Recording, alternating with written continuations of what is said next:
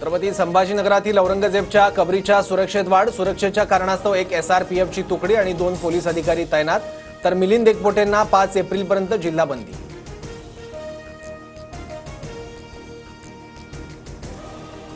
औरंगजेबची कबर उद्ध्वस्त करण्याचा बजरंग दलाचा इशारा। सरकारने औरंगजेबची कबर लवकरात लवकर काढावी, अन्यथा आंदोलन करणार, बजरंग दल आक्रमक।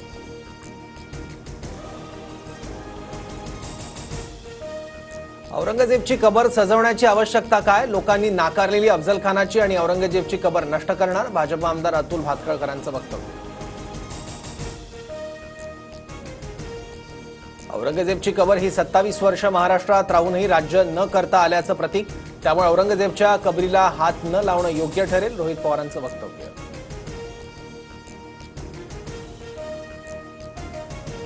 औरंगजेबची कबर हटवण्याची मागणी करणं म्हणजे शिवाजी महाराजांचा इतिहास पुसण्याचा प्रकार, काँग्रेस प्रदेशाध्यक्ष हर्षवर्धन सपकाळ यांचा हल्लाबोल। शिरूर कासार तालुक्यातील 22 गावात पोलिसांकडून तपास, खोक्याला घटनास्थळी आणत पोलिसांकडून चौकशी, खोक्यानं याच ठिकाणी हरणांची शिकार केल्याचा पोलिसांना संशय।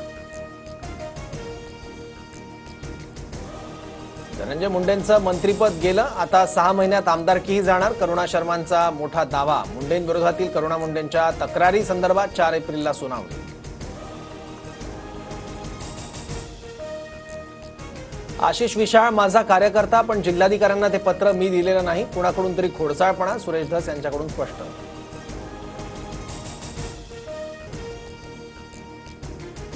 मुंबई सेंट्रल एसटी स्थानकातील काँक्रिटीकरणाचं काम पूर्ण, मुंबई सेंट्रलवरून आता वाहतूक पूर्ववत।